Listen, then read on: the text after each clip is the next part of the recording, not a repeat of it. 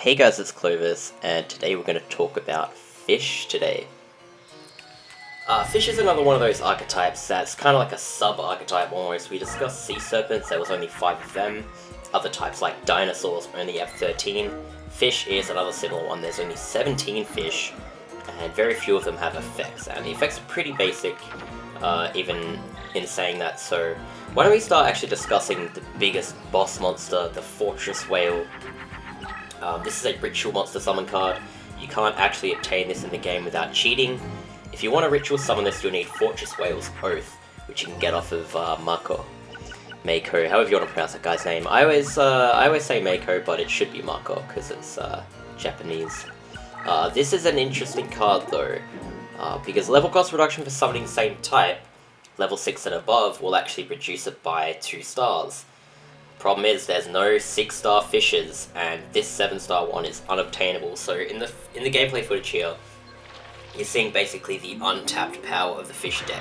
Being able to reduce fish by 2 stars does make the deck really, really strong, of course, in comparison to 1-star reduction or no reduction.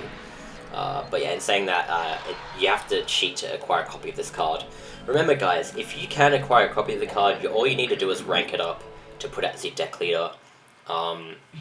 So as long as you can get a copy of a card, you can put it as your deck leader. The only problem is getting the copy. Without cheating, you can't get Fortress Whale as its own standalone card. If you want to ritual summon this, guys, remember Fortress Whale's Oath, you need 2 fish monsters and Mech Base.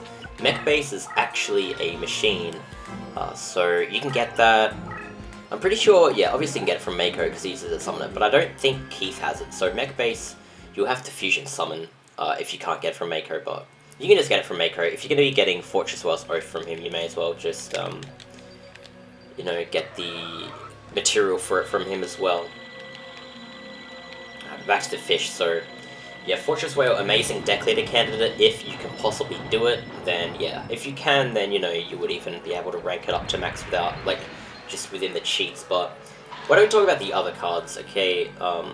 Some of them have pretty interesting stats, like Man-Eating Black Shark is, I think, the strongest 5-star card in the game. 2100 attack for 5 stars. It's actually pretty good. If you factor in the reduction rate, even for example, if you have any of the 5-star fish as your deck leader, you still have the 1 reduction. It means you can play Man-Eating Black Shark for 4 stars. If you have a 5-star fish deck leader, it means you'll be able to play all of these 5-star fishes, or fish rather, for 4 stars, which means you can play any of these ones on the first turn.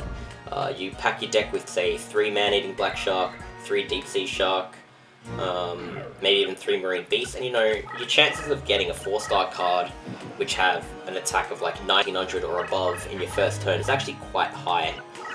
But yeah, it's all about the stats. You really got to focus on the stats because effects-wise, you know, fish aren't very interesting. The effect monsters for fish, there's 3 of them, I believe, yeah.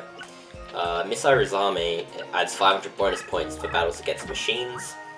Pretty niche effect. Obviously, it's only useful when versing machines, and when you are, you know, you always have that terrain dynamic, so usually you don't need it anyways. You usually create water all over the place anyways, so yeah.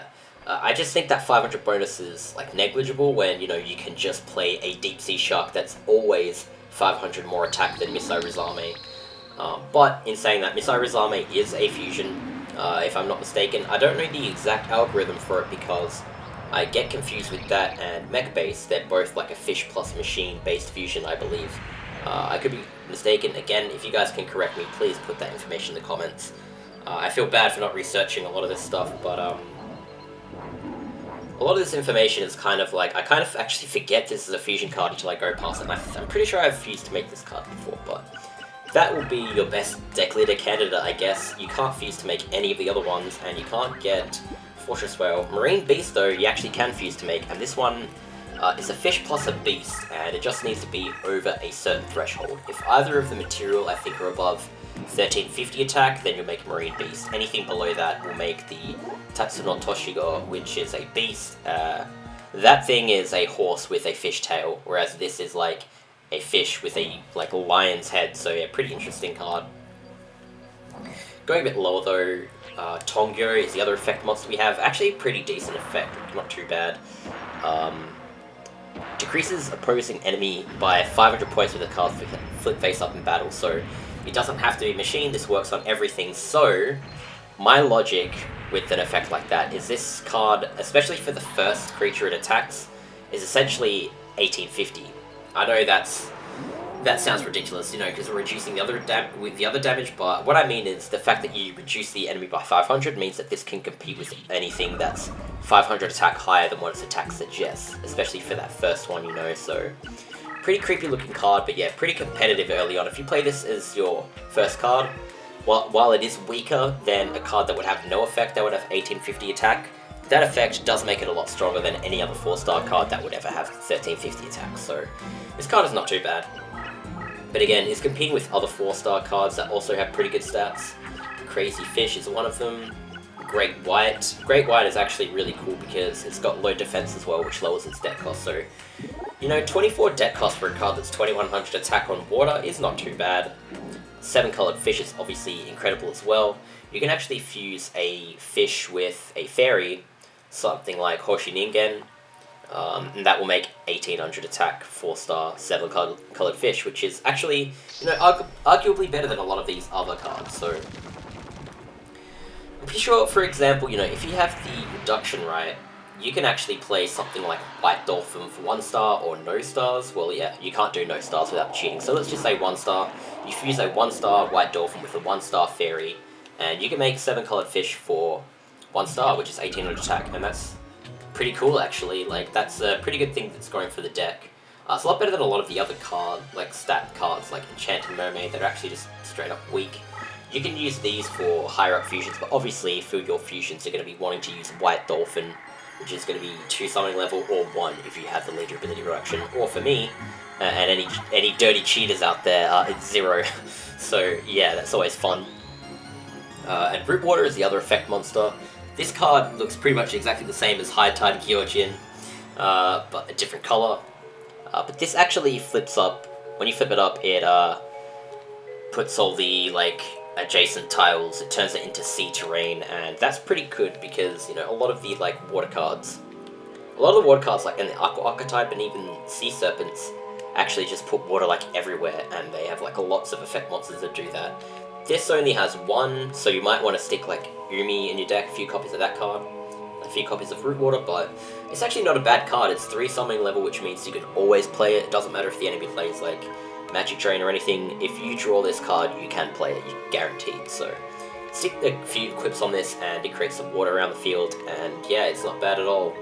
It's arguably better than some of these other cards that are low level, lower attack, because this is automatically gives itself 500 attack essentially when you put the terrain field on it. Anyways, guys, that's going to be enough for the fish. Obviously, they're strong on water. You have access to the power of Kai Shin, which powers up all water cards, but also High Tide, which powers up all fish and Sea Serpent. And that's pretty much the end of the support for this deck. I mean, of course, you've got Aqua Chorus, which powers up all your water cards. You can stick that in any deck where you have water monsters, but that's about it. So, yeah. Catch you guys Catch you guys later. I was gonna say later in the next video and I got my words jumbled up, but look, anyways, guys, yeah, that's enough. I'll see you guys in the next one.